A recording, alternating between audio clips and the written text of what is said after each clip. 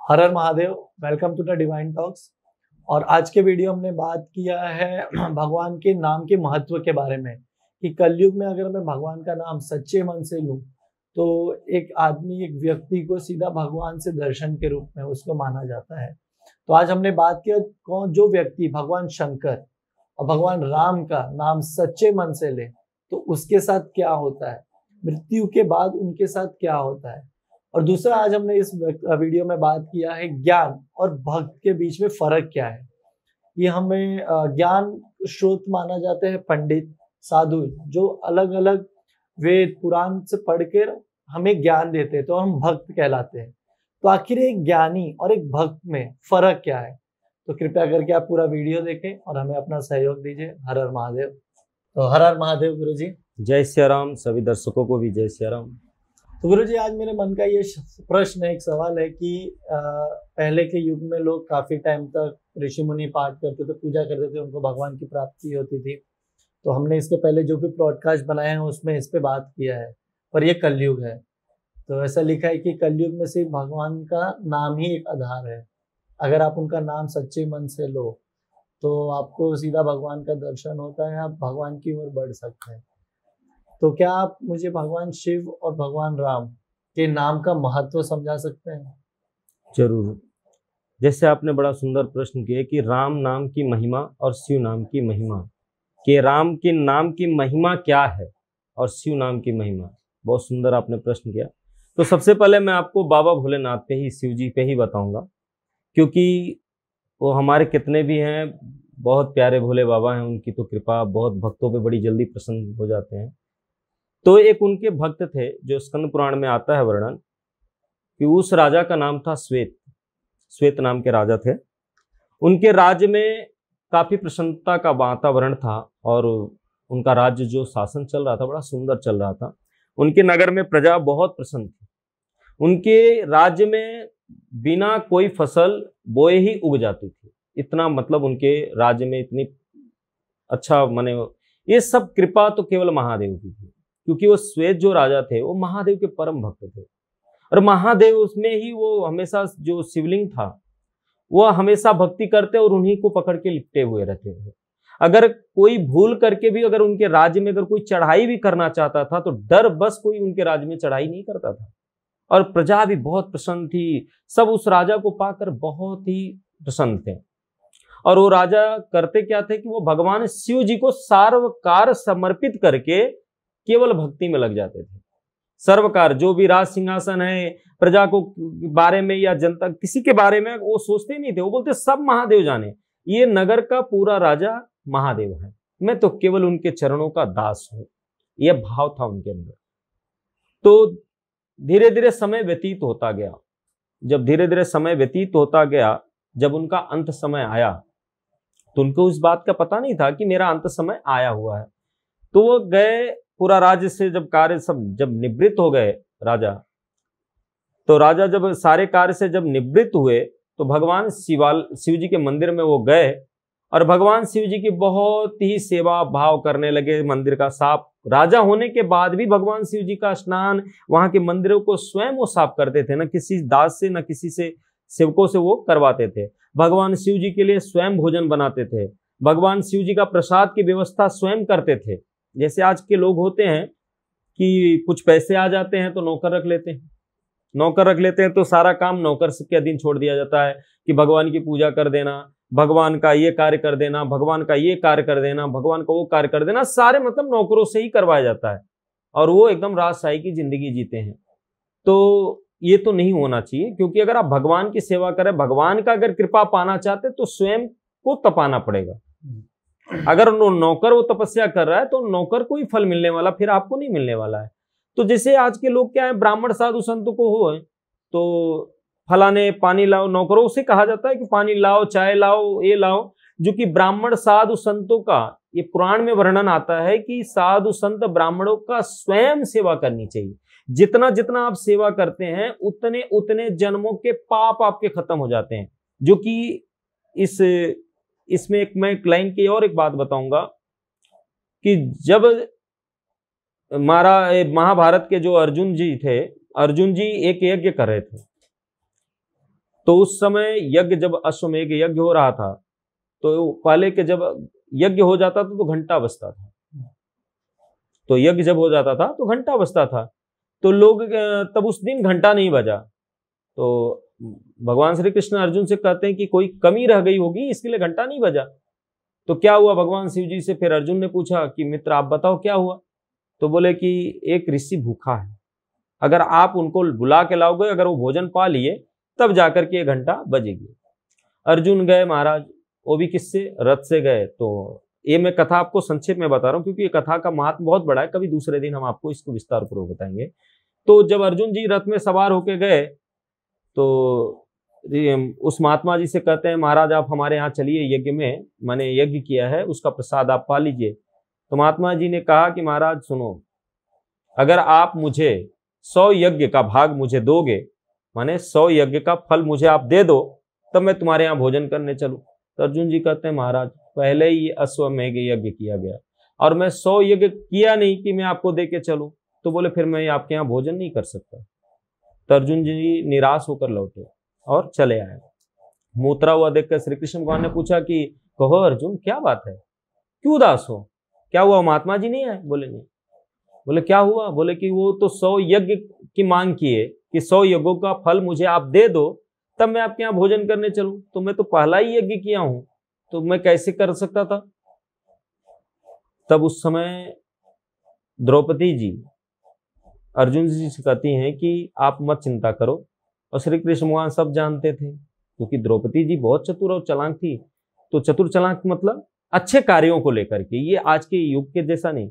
तब वो क्या की कि वो महात्मा जी के यहाँ पे रथ जब सजा धजा के लाया गया तो द्रौपदी जी ने कहा मुझे रथ से नहीं जाना है, महात्मा जी को अगर मुझे बुलाने जाना है तो मुझे चल कर जाना है। तो बोले इसका मतलब आप रानी हैं? तो बोले रानी है तो क्या हुआ, ऋषियों को, ब्राह्मणों को, साधु संतों को, सबको जितना आप चल कर बुलाने जाओगे उतना ही आपके जीवन में कल्याण होगा। जब द्रौपदी जी वहां पर पहुंची महात्मा जी को लेने के लिए, तो द्रौपदी जी के सामने भी वही प्रश्न रखा गया कि आप मुझे 100 यज्ञ का फल मुझे दे दो तब मैं आपके यहाँ भोजन करूंगा। तो द्रौपदी जी ने कहा कि ठीक है महाराज, मैं आपको 100 यज्ञों का फल मैं आपको देती हूँ, आप चलो। तो महात्मा जी बोले आपके यहाँ तो आपके पति आए थे तो उन्होंने कहा एक ही यज्ञ, ये पहला यज्ञ है। तब द्रौपदी जी ने कहा महाराज मैं ब्राह्मण और साधु संतों और ऋषियों के मुख से मैं सुनी हूं कि किसी भी ऋषि और किसी भी संत को जितना कदम आप चल करके जाते हैं और उनका आदर सम्मान सत्कार करने के लिए जाते हैं, उतने जन्म माने उतने उतने यज्ञ होते। जैसे एक एक कदम आप जितने बढ़ाते जाते हैं, तो मैं अपने राज्य से यहां तक आने में 500 कदम चलकर आई हूं, तो 100 यज्ञ आप ले लीजिए, 400 मुझे दे दीजिए। महात्मा जी समझ गए कि ये सत्संग प्रतिदिन किया करती है, इसकी वजह से इनको ज्ञात है। तो महात्मा जी चलकर वहां से आए थे, तो फिर भोजन प्रसाद पाए। तो कहने का मतलब ये होता है कि ब्राह्मण साधु संत का सम्मान करना, जितना आप उनकी सेवा करते हैं उतने जन्मों का आप उतना यज्ञ करते हैं, जितना चलकर आप उनको बुलाने जाते हैं, उनके दर्शन करने जाते हैं, उतने जन्मों का आपका यज्ञ होते रहता है। तब यहाँ श्वेत जी ने क्या किया, भगवान शिव जी का जब सेवा करना था तो स्वयं राजा थे, वो भूल गए कि मैं राजा हूं या ये राज सिंहासन मुझे चलाना है। वह भगवान शिव जी के पूरे शिव जी को स्नान मंदिर को स्वच्छ किए, प्रसाद बनाए, ला करके भगवान को भोग लगाकर विधि विधान से पूजन किए। करने के बाद भगवान में लीन हो गए। भगवान शिव के नाम का जप करते करते वो इतना ध्यान में चले गए, तब उनका उस समय आखिरी आ गया था। उनको लेने के लिए यमराज के दूत आए। जब यमराज के दूत आए उनको ले जाने के लिए कि इनका तो समय हो चुका है, अब इनको लेके चले। जब यमराज के दूत आए उनको लेने के लिए, तो यमराज के दूतों में और यमराज के अंदर ये हिम्मत नहीं कि भगवान शिव जी का, चाहे शिव जी का हो, चाहे राम जी का हो, चाहे हनुमान जी का, चाहे माता जी, चाहे श्री कृष्ण भगवान का मंदिर में वो प्रवेश नहीं कर सकते, वह प्रवेश नहीं कर सकते हैं। जब दूत आए तो भगवान शिव जी के द्वार के बाहर ही खड़े थे वो लोग कि जब इनका ध्यान टूटे तब इनको लेके चलो। तो दूत बेचारे काफी दिनों तक वहां पे खड़े रह गए। तो यमराज जी को लगा कि अभी तक दूत मेरे गए, अभी तक आए नहीं, क्या बात है। तो यमराज जी भी आ गए पीछे पीछे आए, तो जिसको लेके जाना था तो एकदम ध्यान मस्त था। यमराज जी भी उसकी इंतजार में थे कि कब इनका ध्यान छूटे, कब इनको लेके चले। तो हमारी तो हिम्मत नहीं है भगवान शिव जी के मंदिर में प्रवेश करने की, और किसी भक्त को ले जाना तब तो अपना विनाश निश्चित है। इसलिए यमराज जी भी बाहर द्वार पे खड़े होकर के इंतजार करने लगे कि कब वो श्वेत महाराज उठे तब इनको लेके चलें। तो कई दिन हो गए। तो यमराज के ऊपर भी एक जन है, कौन? काल, जो भगवान शिव जी के अंश है। तो काल भी आए। तो काल को भी लगा कि अरे यार, दूत भी गए और यमराज भी गए, लेकिन अभी तक लेकर नहीं आए। मतलब इतना वो बलशाली है, इतना ताकतवर है कि नहीं ले पाए। तो काल जी आए, फिर वापस वहां आए तो यमराज जी से पूछे क्या हुआ, लेकर चलो इनको। तो वह यमराज जी ने कहा भगवान शिव जी का परम भक्त है और एकदम ध्यान में बैठे हैं, उनके ध्यान को हम नहीं तोड़ सकते, हमारी हिम्मत तो नहीं है। काल अभिमान में आ गया, बोला अरे समय आ गया तो लेके चलो, ये विधान लिखा हुआ है कि समय आने पे किसी को नहीं छोड़ना चाहिए, वो ध्यान में ही क्यों ना बैठे रहे। जैसे ही काल मंदिर में प्रवेश करता है, वैसे महादेव प्रकट होकर के काल को जलाकर नष्ट कर दिए। काल को जलाकर नष्ट कर दिए। तब भगवान काल को जब जलाकर नष्ट किए तो फिर वो अंतर ध्यान हो गए। तो जब श्वेत राजा का ध्यान टूटा, माने जब ध्यान निद्रा से जब जागे तो देखे तो सम्मुख कुछ जल रहा था। तो भगवान शिव जी से प्रार्थना करने लगे, प्रभु ये मंदिर में क्या जल रहा है, कौन है ये? तो महादेव प्रकट हुए। तो महादेव प्रकट होकर कहते हैं कि हे श्वेत, ये काल है, ये तुम्हें लेके जाना चाह रहा था और तुम ध्यान में बैठे थे।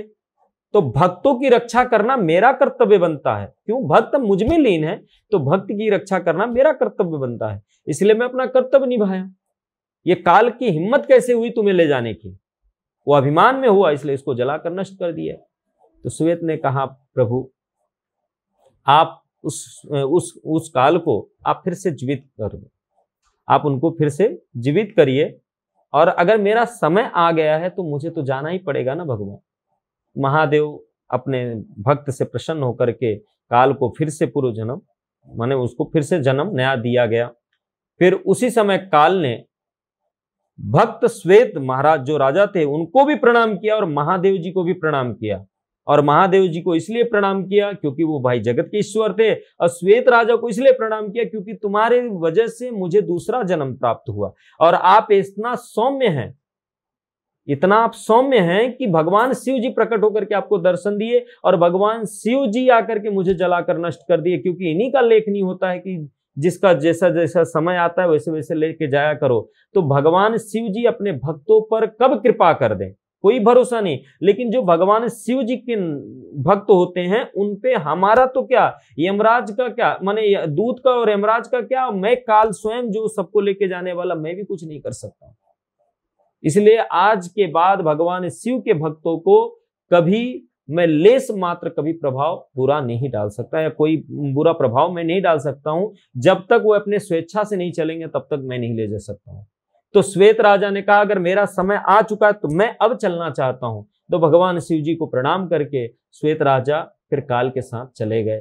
इसलिए कहा जाता है कि शिव भगवान के नाम का जप करने वाला व्यक्ति के पास न तो यमराज आते हैं, न तो दूत आते हैं, न तो काल आते हैं। उनके सामने संकट आने वाला भी संकट दूर भाग जाता है, क्योंकि जगत के रचना करने वाले वही। काल कौन था, कौन रचना किया? भगवान शिव। जो विपत्ति था उसकी रचना कौन किया है? भगवान शिव की है। रोग की उत्पत्ति कौन किया? भगवान शिव जी ने किया है। तो सारे वर्णन इस शिव पुराण में आता है। इसका व्याकरण, इसका जो वार्तालाप रहेगा कभी दूसरे दिन होगा। तो सारी उत्पत्ति भगवान शिव से हुई। तो भगवान शिव से उत्पत्ति हुई तो शिव के भक्तों को कभी ये लोग अनिष्ट नहीं प्रभाव डाल सकते। तो इसलिए कहा जाता है कि शिव नाम का जप का महात्मा यही है कि उनका काल भी कुछ नहीं कर सकता। अब हम आते हैं राम जी के नाम की महिमा की। आपने बात कही तो एक काली नाम का एक व्यक्ति था, दुष्ट दुराचारी था, अधर्मी था। वो साधु संतों को देख करके हमेशा गालियां दिया करता था, साधु संतों को ऊपर पत्थर फेंका करता था। एक दिन क्या हुआ कि एक महात्मा जी का नियम था कि हमेशा राम जी के मंदिर जाते थे मार्ग से, तो जाते थे तो नित्य नियम से वो भगवान राम जी का पूजा पाठ करते थे। जो काली दुष्ट था वो मार्ग में महात्मा जी को अनेकों गालियां दिया करता था, अनेकों गालियां दिया करता था, पत्थरे मारता था। तो महात्मा जी को लगा कि इसकी तो बुद्धि है नहीं, अब इसको बुद्धि अगर हो जाता तो क्यों पत्थर मारता, क्यों गालियां देता। तो महात्मा जी बोले जाने दो भाई, और क्योंकि संत थे, महात्मा थे तो संत थे, तो उनका हृदय बड़ा कोमल होता है। तो महात्मा जी अपना नित्य नियम बना करके जाते आते थे, और वो दुष्ट का नियम था कि वो महात्मा जी को गाली दिया करता था, पत्थर मारता था। एक दिन ऐसा संजोग हुआ कि महात्मा जी तो मंदिर जा रहे थे, तो वो काली दुष्ट दिखा नहीं। तो महात्मा जी के दिल में तकलीफ हुआ कि आज क्या हो गया, आज वो अपने नियम से वंचित हो गया, आज वो दिखा नहीं, आया नहीं, मुझे कुछ अपशब्द भी बोला नहीं। तो महात्मा जी गए, भगवान श्री राम जी की पूजन पाठ करके, सेवा करके जब वापस लौटने लगे तो उनको लगा कि क्यों ना चल करके आज उस काली का पता कर लें कि वो काली कहाँ है, आज दिखा भी नहीं, आते समय भी नहीं दिखा। तो वहां आसपास पड़ोस लोगों से पूछे महात्मा जी कि वो काली कहाँ गया। तो बोले महाराज वो तो काफी बीमार पड़ा है। आप क्यों पूछ रहे, आपको तो गाली देता था। तो महात्मा जी कहते हैं कि वो मुझे गाली नहीं देता था, मेरे पाप को ग्रहण करता था। मेरा कोई दुख हरे तो मेरा मित्र हुआ ना। तो बोले महात्मा जी आपका सोच तो अलग है। महात्मा जी बोले हम लोग क्या करें, हमारी सोचे राम जी जाने। इतना बोल करके महात्मा जी उसके घर का पता पूछे, उस काली के घर पर गए। तो काली एकदम बीमार था, एकदम उसके बोलते काफी बीमार था, और बहुत कराह रहा था, मतलब पीड़ा से वो बहुत दर्द माने आवाज निकाल रहा था। महात्मा जी पहुंचे तो काली से पूछे, और काली कैसे हो, जय सिया राम, जय सिया राम महात्मा जी ने कहा। तो काली ने कुछ बोला नहीं, क्योंकि वो दुराचारी था, दुष्ट था। हमको लगता है कि महात्मा जी यहाँ पे राम का नाम लिए तो कहा जाता है कि जब आखिरी समय बेला आता है तो राम नाम का मुख में जब कहा जाता है जन्म जन्म मुनि जतनु कराई अंत राम कहीं आवत नहीं। जब जन्म जन्म से व्यक्ति राम नाम कभी नहीं लिया तो वृद्धावस्था में वो राम का नाम शब्द जिब्बा पे कभी नहीं आ सकता है। जब व्यक्ति जन्म से ही राम नाम का जप करता है तो अंत समय में राम आता है। ये किष्किंधा कांड में चौपाई आती है। तो हुआ क्या कि फिर यहां पर जब महात्मा जी जब उसको जय सिया राम बोले तो उसने जवाब नहीं दिया, क्योंकि राम नाम उसके मुख से आया नहीं। तो क्रोधित हो गया महात्मा जी को देख करके, लगा गालियां देने। महात्मा जी बोले भाई ठीक है, तू गाली नहीं दिया, अब मुझे संतुष्टि हुआ तूने जो मुझे गाली दे दिया, क्योंकि तेरा ये नित्य नियम है और मेरा नित्य नियम हो गया था सुनने के लिए, मैं सुनने के लिए आया था। बता भाई तेरा तबीयत कुशल मंगल है। तो बोला हाँ हाँ सब ठीक है मेरा, आपको क्या करना है। इतना कठोर शब्दों में काली ने कहा। महात्मा जी ने कहा भाई ठीक है, मैं तेरा कुशल पूछने के लिए आया, और जब तक तेरे शब्द नहीं सुन लेता तब तक मेरे को सुकून नहीं, क्योंकि भाई आदत सी बन गई थी। महात्मा जी फिर बोले अच्छा एक काम कर, एक बार राम नाम ले ले, तेरा पीड़ा सब खत्म हो जाएगी। वो बोला मैं नहीं लूंगा। बोला एक बार ले तो सही। बोला मैं नहीं लूंगा राम नाम, तो नहीं, बोला मैं नहीं लूंगा, नाम ही नहीं लूंगा। महात्मा जी भी लग गए जिद पे, अब तू कैसे नहीं लेता, मैं तुझसे बुलवा के ही रहने वाला हूं। अब महात्मा जी बोले नहीं राम नाम बोल। अब ये जिद रट्टा मारे महात्मा जी जा रहे, वो बोला मैं नहीं बोलूंगा, नहीं बोलूंगा। वो क्रोधित शब्दों में, क्रोधित शब्द जब क्रोधित हो गया एकदम, तो उसने बोला कि राम गए, हमारे जैसे गांव के भाषा में होता है कि फर परने होता है ना, तो ऐसे शब्दों में उसने बोला। तो महात्मा जी बोले कि भाय कुभाय अनखाल सहूं नाम जपत मंगल दिशि दसहूं। नाम चाहे जिस भाव से तूने जपा, नाम तो जप लिया। नाम तो कहा जाता है कि राम के नाम, चाहे शिव जी के नाम, चाहे कृष्ण जी के, माता जी के नाम, भाई को भाई, चाहे जिस भाव में जपो। कुछ लोग कहते हैं कि बाथरूम में गया तो भगवान का नाम नहीं लेना। संतों ने कहा नहीं, तुम कहीं भी नाम लो। जब मरण का समय आता है तो वो नहीं देखता कि तुम बाथरूम में बैठे हो कि सोए हो कि खा रहे हो, निर्धारित नहीं होता है। तो महात्मा लोग कहते हैं कि आप किस भाव में, किस बेस में, किस देश में हो, नाम लेते रहो। महाराज नहाया नहीं हूं, कोई बात नहीं, नहा लो, मत नहाओ, नाम जप लो। ब्रश नहीं किया, अरे कोई बात नहीं, अरे भोजन कर लिया, कोई बात नहीं, राम नाम जपते रहो। किसी भी हाल में हो राम नाम जपते रहो। तो जब उसने कहा कि फर पड़ने जाए राम तुम्हारे, इतना बोले महात्मा जी ने बोला बस अब तेरा कल्याण हो जाएगा, क्योंकि संत है तो महात्माओं के अंदर तो दया होती है। बोले अच्छा ठीक है काली मैं जा रहा हूं, अब अपना ध्यान देना। तो उसकी धीरे धीरे पीड़ा तो कम हुई, धीरे धीरे उसकी पीड़ा तो कम हुई। महात्मा जी चले गए। कुछ दिन के बाद, कुछ समय के बाद उसकी मृत्यु हो गई। किसकी? काली की। जब काली की मृत्यु हुई, जब यमलोक पहुंचा तो यमराज जी उसकी बही खाता निकाले थे सब लोग। तो ये हुआ भाई इसने कितना अच्छा कर्म किया, कितना बुरा कर्म किया, इसका वर्णन किया जाए।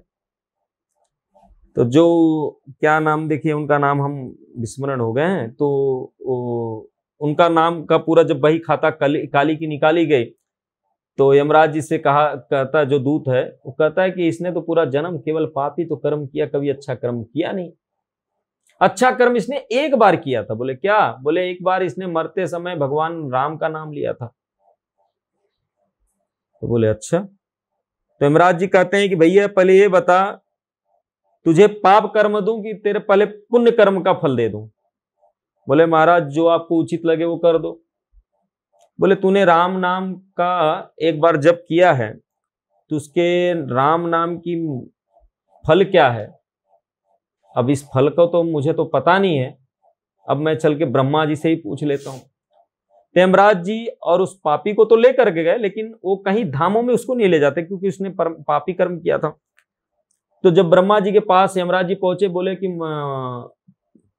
ब्रह्मा जी आप ये बताइए कि ये राम नाम की महिमा और फल क्या है, यानी राम नाम की फल क्या है मुझे बताइए, वो दाम क्या है जो उसकी कीमत मैं इसको दे दूं, ये अपना वो भोग ले, बाकी तो इसका नरक का रास्ता खुला ही है।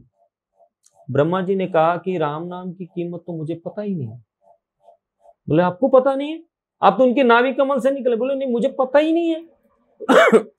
तब उसमें कहा गया कि राम नाम तो भगवान शिव जपते हैं, तो क्यों ना चलते उनसे पूछ लेते कि राम नाम की कीमत क्या है। वो कीमत के आधार पे इसको फल दे देते हैं, बाकी इसको दंड दे देते हैं। तो ब्रह्मा जी भी संग में चल दिए। यमराज जी थे, वो पापी था, और ब्रह्मा जी भी हो गए। अब गए भगवान शिव जी के पास, तो पापी को दूर खड़ा किया गया, काली को बेचारे को। अब बाकी ये दोनों जने प्रवेश किए तो बोले कि प्रभु आपको मेरा कोटि कोटि प्रणाम। यमराज जी ने सब प्रणाम किए एक दूसरे को। फिर हुआ कि आने का कारण, बोले कि भगवान आने का कारण यह है कि राम नाम की कीमत क्या है। भगवान शिव जी बोले कि ले बेटा, मैं राम नाम की कीमत, मैं तो खाली राम नाम जपने के सिवा तो मैं कभी इस चीज के बारे में जानकारी ही नहीं पाया। अब राम नाम की कीमत तो मुझे नहीं पता है। बोले फिर पता कैसे चलेगा? बोले जिसका नाम है उसी से चलो पूछ लेते। तो सब वहीं चल दिए, भगवान शिव जी भी चल दिए। जब बैकुंठ धाम पहुंचे तो काली को दूर रखा गया, काली बेचारे को दूर रखा गया। यमराज जी, ब्रह्मा जी, शिव जी नारायण भगवान के पास पहुंचे। उस समय भगवान ध्यान लगाए बैठे थे। तो सभी तीनों जन ने प्रणाम किए, एक दूसरे से कुशल क्षेम पूछा गया। तो भगवान नारायण कहते हैं क्या बात है आज सबका आना अचानक? बोले प्रभु आने का कारण तो यही है कि आपके राम नाम की कीमत क्या है ये तो बता दो मुझे। बोले क्यों, क्या हुआ? तब यमराज जी ने पूरी कहानी सुना दी कि काली था, उसने एक बार आपका राम नाम लिया था, तो वही वो है। भगवान राम जी बोले अच्छा, वो पापी है कहां? बोले कि उसको आपके धाम में आने योग्य था ही नहीं, उसने अच्छा कर्म किया नहीं, इसलिए उसको दूर मैंने बैकुंठ धाम से दूर खड़ा करवा दिया हूं। तो भगवान बोले कि अच्छा बाहर खड़ा है? बोले हाँ। तो भगवान तो इतना जब सुने कि उसने मेरा एक बार राम नाम लिया था, भगवान उठे और इधर कीमत पूछा जा रहा है कि आपके राम नाम की कीमत क्या है। तब तक नारायण भगवान निकले बाहर, गए काली को पकड़ करके हृदय से लगा लिए, काली को पकड़ करके हृदय से लगा लिए। तब इधर पीछे पीछे यमराज जी, ब्रह्मा जी, महादेव सब तीनों जन आए। बोले प्रभु आपके राम नाम की कीमत क्या है? तब भगवान नारायण बोल पड़े कि राम नाम की कीमत मैंने इस पापी को जो गले लगा करके इसको पुण्य आत्मा बना दिया, यही है राम नाम की कीमत। तो कहने का मतलब कि पापी व्यक्ति भी राम नाम जपने से भगवान उसके सारे पाप को जलाकर नष्ट कर देते हैं और उसको पुण्य आत्मा बना देते हैं। और फिर उसको फिर क्या किया गया? उसको ला करके भगवान के धाम का द्वारपाल सेवक बना दिया गया। तो कहने का मतलब कि राम नाम कभी जीवन में एक बार भी अगर आपने जपा है तो उसकी कीमत तो कोई नहीं दे सकता है, और भगवान उसे अपना दास स्वीकार कर लेते हैं, उसको अपना सेवक बना लेते हैं, अपने द्वार अपना स्वरूप भी उस भक्त को दे देते हैं। यह है राम नाम की महिमा। और आपने प्रश्न किया ज्ञान और भक्ति के बारे में। हाँ, कि ज्ञान और भक्ति में ऐसा है कि जो पंडित हैं या फिर जो साधु संत जी। है, वो ग्रंथ हो गया, पुराण हो गया, वेद हो गया, इससे ज्ञान ले रहे हैं जी और हमको उनसे ही वो ज्ञान मिलता है। जी तो हम एक भक्ति के मार्ग पे चलते हैं। जी। तो आखिर ये ज्ञान और भक्ति एक है या अलग अलग है, इसके बारे में विस्तार पूर्वक बताइए कुछ। आपने बड़ा सुंदर प्रश्न किए, क्योंकि कहा जाता है ज्ञान और भक्ति। ज्ञान का मतलब होता है एक वेद पुराण अध्ययन करने वाला, वो होता है ज्ञानी। एक होता है कि जो कंठी माला, लोग कंठी माला शब्द कहते हैं कलयुगी भाषा। अब हम अगर बोलेंगे कि माला लेकर, तो वो थोड़ा सा लोग नहीं समझ पाते कभी कभी, तो आज कलयुग के भाषा के कलयुगी भाषा में समझाना पड़ता है। तो कहा जाता है कि जो माला लेकर दिन रात जब भी में लीन है, वो भक्त है।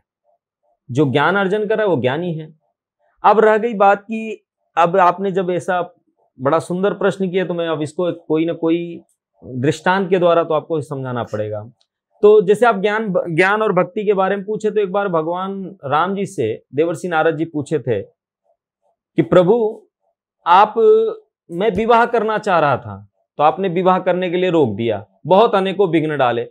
और जो महादेव विवाह नहीं करना चाहते, तो आपने जबरन ले जाकर के उनका विवाह करा दिया। ऐसा क्यों किए थे हमारे साथ? ये तो अन्याय किए। तो भगवान राम जी कहते हैं, एक जब बालक होता है, जो शिशु होता है, तो शिशु का देखभाल माँ कैसे करती है? उसे आग से बचाएगी, उसको सांप से बचाती, क्योंकि उसकी जिम्मेदारी पूरा माँ है। ठीक है। अब रह गई बात ज्ञान की। तो ज्ञान का प्रतीक होता है, जैसे कि व्यक्ति अपने आप को, जैसे अभी आप एक ज्ञान के स्वरूप हो गए, तो ज्ञान का स्वरूप का मतलब युवावस्था। हम जब युवावस्था में होते तो हमें पता हो जाता है कि ये अच्छा है, ये बुरा है, ये सही है, गलत है। और जो शिशु होता है, वो बालक, वो भक्ति का स्वरूप कहा जाता है। तो भक्ति जो है वो बालक के रूप में माना जाता है, और जो ज्ञान है वो युवावस्था को गणना की जाती है। उसी तरह ये ज्ञान और भक्ति का एक मैंने एक उदाहरण दिया। तो अब मैं इस पे दृष्टांत पे आता हूं। तो एक बार क्या हुआ, एक मंदिर में एक ज्ञानी और एक भक्त दोनों आपस में तकरार किए थे। किस बात को लेकर? ज्ञानी ने कहा कि मैं भगवान नारायण का श्रेष्ठ हूं, भगवान नारायण मुझे प्रिय हैं और मैं उनको प्रिय हूं। तो भक्त ने कहा, भाई अच्छी बात है। तो बोले, तुझे तो कौन पूछने वाला? तो भक्त को भी लगा, भाई ठेस लगा, भाई किसी का भी सम्मान की बात आएगी तो कोई भी आदमी पीछे नहीं हटने वाला। अनपढ़ गवार भी रहेगा, वो भी नहीं पढ़ा रहेगा, तो वो बोलेगा हाँ चलो, मैं किसी न किसी, तुम पछाड़ोगे तो हम तुम्हें पछाड़ेंगे। ऐसे शरारत अगर हो जाती है तो ऐसे सब चलने लगता है। तो भक्त ने कहा, भैया कि ज्ञानी, अब जब आप भगवान को प्रिय हो तो भगवान आपको प्रिय हैं, तो मेरा भी हृदय कहता है कि मैं भी भगवान का प्रिय हूं और भगवान मेरे प्रिय हैं। अब दोनों में आपस में विवाद छिड़ गया। जब दोनों आपस में विवाद हुआ, तो देवर्षि नारद जी उधर से भ्रमण कर रहे थे, तो देखे कि दो व्यक्ति भिड़ गए हैं। देवर्षि नारद जी उतरे, बोले, भैया क्या बात है, तुम दोनों क्यों भिड़ गए? तो ज्ञानी कहने लगा कि मैं भगवान का ज्ञान से घर घर में पूजा करवाता हूं, और घर घर में जाकर मैं भगवान के महात्म का वर्णन करता हूं, तो मैं भगवान को प्रिय और भगवान मेरे प्रिय हुए। तो देवर्षि नारद जी ने कहा कि ये बात तो बहुत अच्छी बात है, ये तो बात सही है, फिर भाई तुझे क्या तकलीफ हुआ? बोले, मैं भगवान का दिन रात केवल माला जप करता हूं और भगवान की सेवा में लगा रहता हूं, मुझे ज्ञान नहीं है, मैं सेवा करता हूं अपने हृदय में जो आता है। कहा जाता है कि जो निर्मल मन सो मोहि पावा, मोहि कपट छल छिद्र न भावा। मेरे मन में न तो कपट है, न छल है, न द्वेष है, न ईर्ष्या, न अभिमान है। मैं केवल भगवान का सेवा करता हूं, उनको सेवा भाव पूजा पाठ जैसा होता है करता हूं, बस उनका नाम जप करता हूं। तो मैं भी कहता हूं कि भगवान मुझसे प्रेम करते हैं, मैं भगवान से प्रेम करता हूं। देवर्षि नारद जी ने कहा, ये भी बहुत सही बात है भाई, आपने भी उचित कहा, लेकिन तुम दोनों जन की बातों का निवारण मेरे पास तो नहीं। मैं सोचा था निवारण कर दूंगा, लेकिन मेरे पास नहीं। एक काम करो, जिसका आप भक्त हो, जिसका आप भक्त हो, तो दोनों जन चलो नारायण भगवान के पास। बोले चलो। अब भक्त को भी और ज्ञानी को भी लिया गया। देवर्षि नारद जी चले बैकुंठ धाम। जब बैकुंठ धाम पहुंचे, तो देवर्षि नारद जी ने कहा, भैया एक काम करो, अब एक एक को लेकर जाएंगे तब प्रश्न का उत्तर बराबर मिलेगा। अगर हम दोनों को साथ में ले गए, हो सकता है वहीं भिड़ गए तो भगवान को भी डिस्टर्ब हो जाएंगे, परेशानी बढ़ जाएगी। इससे अच्छा भैया एक एक करके चलो। तो सबसे पहले कौन चलेगा? इतना है कि तुम वो सामने वाला क्या बोल रहा है तुम सुन सकते हो, लेकिन तुम नहीं बोल पाओगे, इतना दूर तुमको रखेंगे। तो ज्ञानी ने कहा कि मैं चलूंगा। तो ज्ञानी को जब ज्ञान हो जाता थोड़ा सा अभिमान भी होता। तो भक्त बेचारा, उसको कुछ पता नहीं, अब उसके मन में ये भी पीड़ा है कि हमें तो दिन रात खाली माला जपता हूँ और भगवान सेवा करता हूँ, हो सकता है कि मुझे अभी से दूर साइड कर दिया जाए, दूर कर दिया जाए। तो भक्त बेचारा कुछ बोला नहीं। ज्ञानी जो था वो देवर्षि नारद जी के साथ गया भगवान नारायण के पास। जब ज्ञानी को देवर्षि नारद जी लेकर के गए भगवान नारायण के पास, तो भगवान नारायण को प्रणाम किया गया। तो देवर्षि नारद जी बोले ज्ञानी को कि तू कुछ नहीं बोलेगा, जो बोलना मैं बोलूंगा। तो भगवान जब देवर्षि नारद जी का आने का कारण पूछे, क्या बात है देवर्षि नारद आज ही यहाँ बैकुंठ धाम में? बोले प्रभु कुछ समस्या थी, जिस समस्या का निराकरण तो आप ही कर सकते, निवारण आप ही करेंगे। तो भगवान ने कहा कि समस्या में डालने वाले देवर्षि नारद आप, और आप समस्या पूछने आ गए, लग रहा है कहीं कोई समस्या आप ही ने तो पैदा कर दी है। देवर्षि नारद जी ने कहा भगवान मैंने कुछ नहीं किया, मैं किसी की समस्या सुलझाने के लिए आपके पास आया हूं, मेरे से नहीं हुआ तो मैं आपके पास आया। बोले बात क्या है? बोले प्रभु ज्ञानी का आपके प्रति प्रेम कितना है, जो आपकी कथा को श्रवण करता हो, माने वक्ता होकर के अगर कथा श्रवण माने लोगों को श्रवण कराता है, आपके द्वारा आपके महात्मा को लेकर के घर घर में पूजा कराता है, तो ज्ञानी आपका क्या स्वरूप है? तो भगवान नारायण कहते हैं कि ज्ञानी मेरा आत्मा है, ज्ञानी मेरा आत्मा है। तो जब ज्ञानी ने सुना कि मैं तो प्रभु का आत्मा हूं, अब वो सुना कि बस बस बस बस इतना करके नाचते हुए उछलते हुए चल दिया। जब गया तो अब भक्त तो सुन लिया था कि प्रभु ने कहा कि ज्ञानी जो था वो तो मैं उसका आत्मा हूं, भगवान का आत्मा है, तो फिर आत्मा के बाद तो कुछ है ही नहीं है।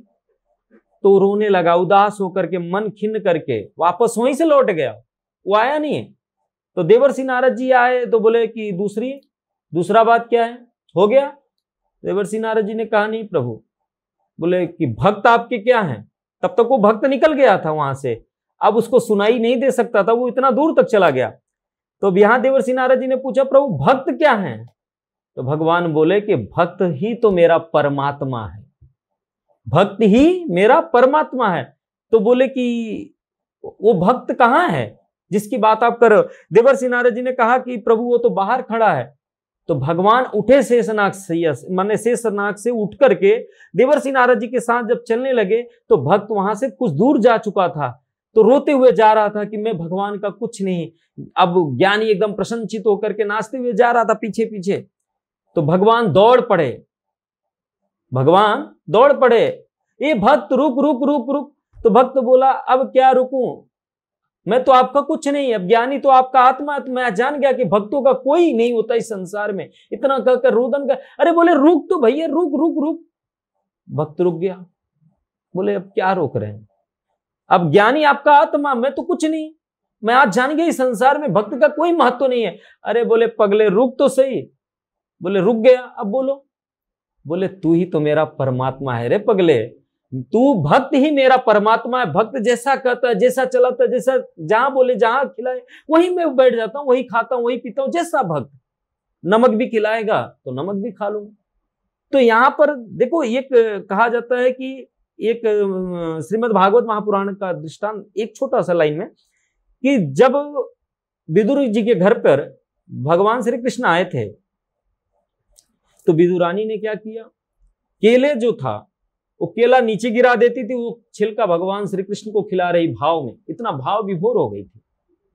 तो ही भगवान कहते हैं कि मैं भक्तों के अधीन हूं, भक्त जैसा मुझे रखे, जैसा जो खिलाए मैं वही खा लेता हूं, भले वो चीज खाने की योग्य भी ना हो फिर भी मैं खा लेता हूं, क्योंकि भक्त मेरा परमात्मा है, वो मेरा मालिक बन गया है, वो जैसा मुझे आदेश करता वैसा मुझे करना होता है।